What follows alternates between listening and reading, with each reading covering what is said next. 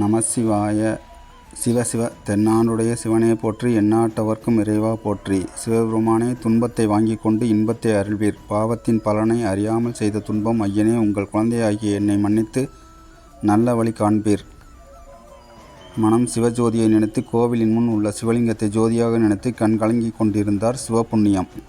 வழிபாட்டை முடித்துவிட்டு வெளியே கோவில் படிக்க அருகில் உள்ள ஆலமரத்தின் நிழலில் அமர்ந்தார் அந்த பெரியவர். ஐயா! குரல் கேட்டு திரும்பி அவரிடம் திருநீறுப்பட்டவுடன் காட்சியளித்த காவி உடை அணிந்த ஒரு பெரியவர் நிற்பதை பார்த்தார். என்னிடம் என்ன வேண்டும் ஐயா? உங்களுக்கு என் உறவுகள் அனைத்தும் என்னை வெறுத்த வேளையில் சிவகதி என்று இந்த உலகை விட்டு ஐயன் அழைத்து செல்லும் நாளை எதிர்பார்த்து காத்து கொண்டிருக்கிறேன் என்றார் சிவபுண்ணியம். அருகில் இருந்த முதியவர் சிரித்து கொண்டே, உங்கள் கடமை எல்லாம் முடிந்து விட்டதா என்றார். இனி என்ன கடமை இருக்கின்றது? இவ்வுலகை விட்டு சென்றால் சரி என்றார் சிவபுண்ணியம். இல்லை ஐயா, இனிமேல் தான் உங்கள் கடமையே உள்ளது என்றார் பெரியவர். சிவபுண்ணியம் வெறுப்பாக சிரித்தார். அருகில் இருந்த அந்த பெரியவர் தொடர்ந்தார்.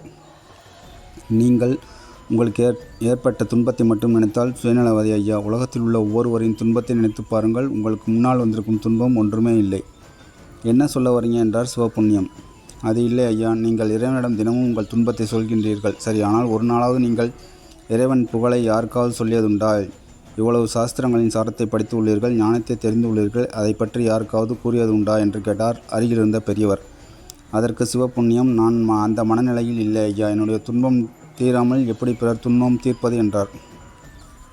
பெரியவரும் சிரித்து கொண்டே, நீங்கள் இறைவனை நினைத்து கொண்டே அவருடைய புகழையும் சரித்திரங்களையும் அனைவருக்கும் சொல்லி வாருங்கள். உங்கள் பிரச்சனை தன்னால் தீர்வதை காண்பீர்கள் என்றார். சிவபுண்ணியம் மனம் ஏனோ கவலை உடையதாகவே இருந்தது. ஐயா, உடல்நலம் சரியில்லை என்று அமர்ந்துவிட்டால் உடல் நலமாகாது. வைத்தியரை பார்க்க வேண்டும். அதுபோல் கோவிலில் இறைவன் முன்னால் நீங்கள் சொல்லிய துன்பம் அனைத்திற்கும் மருந்து அவரின் நினைவும் அவருடைய சேவையும் தான் என்றார் பெரியவர். சிவபுண்ணியம் தான் கற்றவற்றை பிறருக்கு உபதேசிப்பதென அன்னிடமே முடிவெடுத்தார். ஐயா, நீங்கள் சொல்லியபடி சிவவாக்காக எடுத்துக்கொண்டு இந்த நிமிடமே இறைவன் எமக்கு அளித்த ஞானத்தை அனைவருக்கும் வழங்குகிறேன் என்ற புது தெம்புடன் சொன்னார்.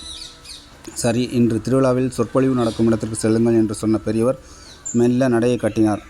சிவபுண்ணியம் கோவிலில் அன்னதானத்தை சாப்பிட்டுவிட்டு வேகமாக அருகில் இருந்த ஆற்றில் தான் அணிந்திருந்த ஒரே ஆடையை வைத்து காயப்போட்டார். பளிச்சென்று வெண்மையாக காய்ந்திருந்த ஆடையை அணிந்து கொண்டு சொற்பொழிவு நடக்கும் இடத்தை ஓட்டமும் அடையுமாக அடைந்தார். என்னையா மணி ஆச்சு, இன்னும் சொற்பொழிவு செய்யும் சுப்பாண்டி வரல? ஊர் தலைவர் எரிச்சல் அடைந்தார். ஐயா வந்துருவார், சில மணி துளிகள் கடந்திருக்கும். ஐயா, சுப்பாண்டி வரமாட்டா, அவருக்கு கடுமையாக வயிறு சரியில்லை என்று தகவல் வர கூட்டத்திற்கு என்ன பதில் சொல்வது என்று கையை பிசைந்தார். ஊர் தலைவர் என்ன செய்வது என்று திரும்பியவர் சிவபுண்ணியம் படிச்சென்று நிற்பது கண்ணில் தெரிந்தது. ஏன்பா, அங்கே நிற்கிறவர் சிவபுண்ணியம் தானே? ஆமாங்க ஐயா, அவரே தான். அவர் கொஞ்சம் கூப்பிடு என்றார் ஊர் தலைவர். சிவபுண்ணியம் அருகில் வர, ஐயா, தெய்வம் மாதிரி வந்தீங்க. நீங்கள் சிவன் கோவிலில் அமர்ந்து பாடுறதை கேட்டிருக்கோம். நல்லா சிவபெருமானை பற்றி சொல்லுவீங்கன்னு கேட்டிருக்கோம். இன்றைக்கி நீங்கள் தான் தயவு செய்து பேசணும் என்றார் ஊர் தலைவர். மேற்பேதும் சொல்லாமல் சிவபுண்ணியம் கண்ணீர் முழுக சிவஞானத்தை மேடையில் சொல்ல ஆரம்பித்தார். ஊர் மக்கள் அனைவரும் மெய் மறந்தவாறு அப்படியே சிவத்தந்தையின் அன்பில் மூழ்கினர். சொற்பொழிவு முடிந்து சிறிது நேரம் எங்கும் அமைதி நிலவியது. மெல்ல மேடையில் எழுந்து அனைவருக்கும் வணக்கம் தெரிவித்த சிவபுண்ணியம் மனம் லேசானவராக மேடையை விட்டு இறங்கினார். ஊர் தலைவர் அருகில் வந்து வணங்கி, ஐயா, அற்புதமான சொற்பொழிவு. இதோ சுப்பாண்டிக்காக வைத்திருந்த தொகை 10,000 ரூபாயை பெற்றுக்கொள்ளுங்கள் என்று கொடுக்க மறுத்தார் சிவபுண்ணியம். வலுக்கட்டாயமாக அவர் கைகளில் அந்த பணம் திணிக்கப்பட்டது. மேலும் பக்கத்து ஊரில் இருந்து வந்த பெரியவர்கள் 5 பேர் ஆளுக்கு 10,000 கொடுத்து எங்கள் ஊரிலும் நீங்கள் சொற்பொழிவு நிகழ்த்த வேண்டுமென அதே இடத்தில் அவரை புக் செய்தனர்.